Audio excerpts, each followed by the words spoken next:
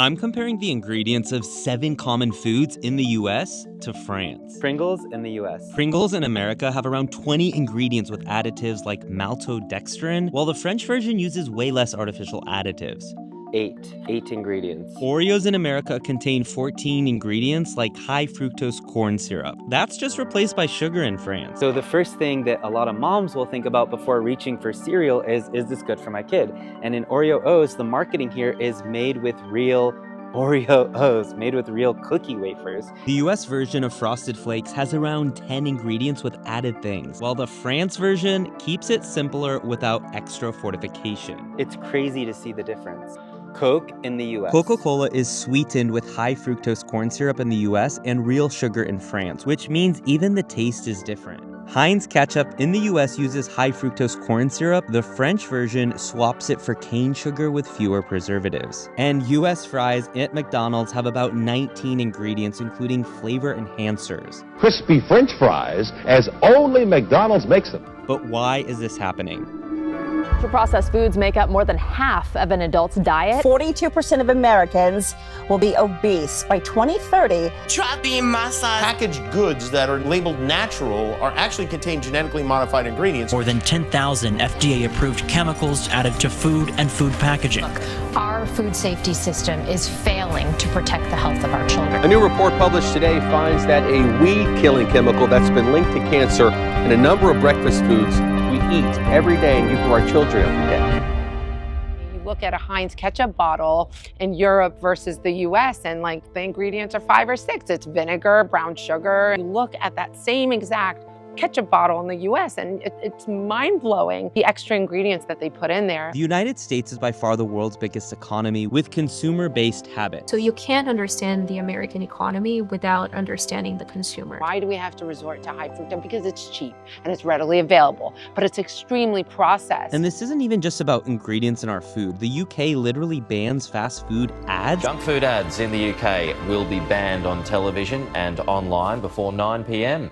When you go to Europe, you tend to lose weight and you're not always bloated and have all these issues because you're going to the market every day and you're sourcing fresh food and fresh vegetables and things are growing there properly. ADA is a chemical used to bleach flour and make bread fluffier. It's banned in Europe due to its links to respiratory issues and cancer. In the US, it's nicknamed the yoga mat chemical because it's also used in yoga mats. It even went viral when it was found out that this was being used in our sandwiches at Subway. I bought myself a sandwich from the local Subway sandwich chain. You can never go wrong eating fresh. Big changes for the world's largest sandwich chain this morning. Subway announced it's removing a controversial chemical from its bread. Yet today it's still found in popular breads. I think the FDA really should be starting to ban ingredients the way that they're doing in Europe. So why is one of the most advanced economies in the world allowing this? That's why Americans are getting fatter as you know, the rate of obesity is going up, as is apparent with the Ozempic trend. I mean, it's 70% of Americans are overweight. In 1980, just 15% of Americans were considered obese. That number has more than doubled today. Red 40. You've been hearing about it more lately. It's a synthetic dye found in the US versions of Skittles, Doritos, Gatorade, even flavored yogurts. Drug Administration now banning red dye number 3 here in the U.S. The controversial dye has been linked to cancer and can be found in certain foods, medicines, and candy. We're talking about food dye. Food and Drug Administration announced today that it is banning red dye number 3. That's the synthetic additive that gives certain products their bright cherry red color. While the FDA says it's safe, it hasn't actually reviewed its safety in over a decade. Some studies link Red 40 to hyperactivity in kids, which is now prompting California to ban it in public school foods starting in 2027. Meanwhile, the FDA recently banned red dye number 3 because of cancer risks, but Red 40 is still allowed for now. There's growing pressure to rethink synthetic dyes, so this might change soon. The EU prohibits over 1,300 chemicals in cosmetics and foods. The US is about 11, and the same disparity exists in food regulations. See, in Europe, many that are allowed even require warning labels. Instead, European manufacturers often use natural alternatives like beet juice or turmeric. But why? When you go to Europe, especially Italy, right, you don't get the wheat that's processed and has been germinated and down to its last grain. At the heart of this divide is a fundamental difference in regulatory philosophy.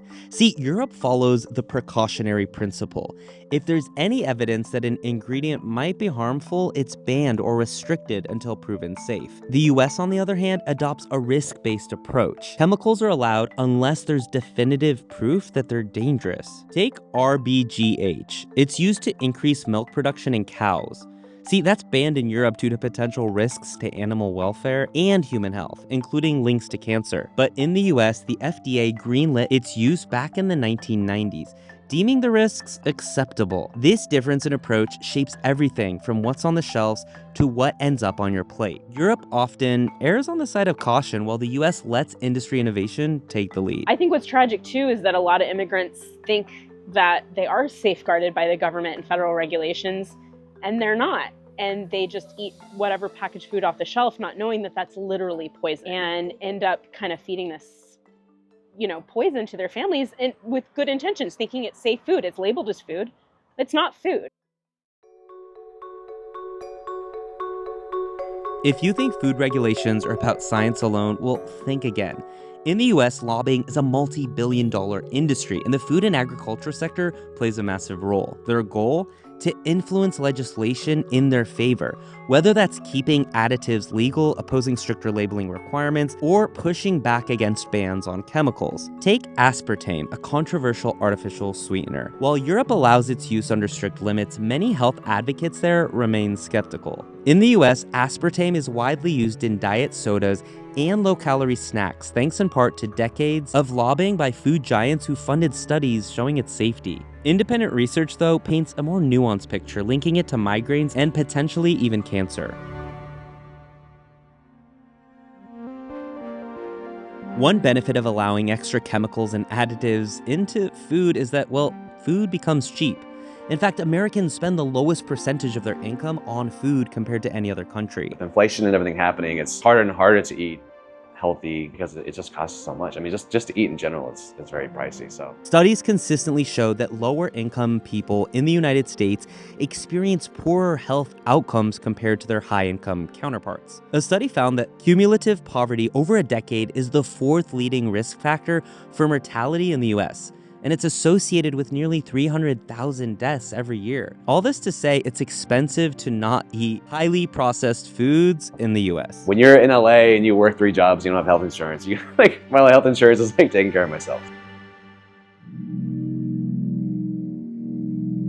American consumers love convenience, and the food industry has capitalized on that by prioritizing cost and shelf life over quality. Processed foods dominate U.S. grocery stores, accounting for 70% of what is sold. Lots of ultra-processed foods. More than you expect. 70% of products within the supermarket were considered processed. These products often contain preservatives, emulsifiers, and flavor enhancers to keep them cheap and long-lasting. By contrast, Europe puts a premium on fresh and minimally processed foods. The EU's stricter labeling laws also mean consumers are more aware of what's in their food. See, Europe's clean label movement has pressured manufacturers to simplify ingredient lists, avoiding artificial additives entirely. Even go to a place like Indonesia and people are eating meals for under $1, and it's all raw ingredients made on a street truck or in a corner restaurant. Convenience stores or microwave meals are out of sight. I, years ago, cleaned up my diet,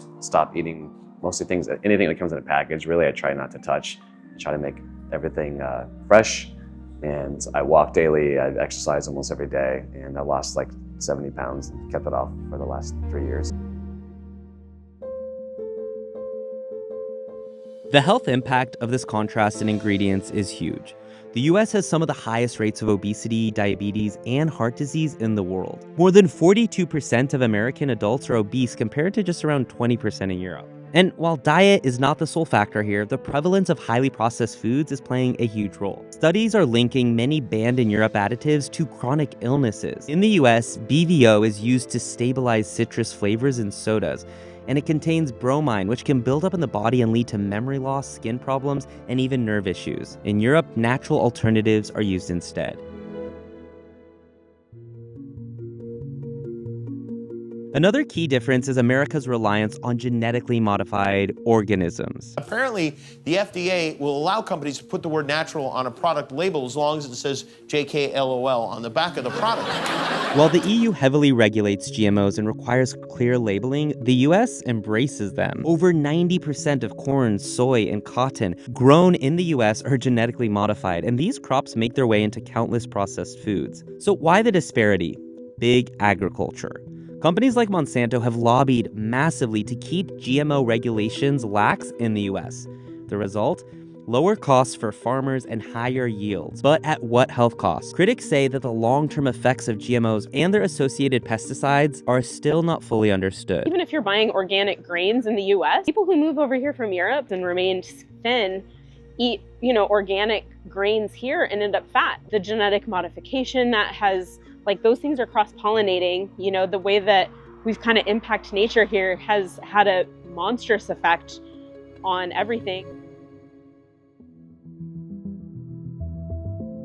While the difference between the US and European food regulations are huge, change might be possible. Grassroots movements like the Real Food Campaign are pushing for cleaner, healthier ingredients.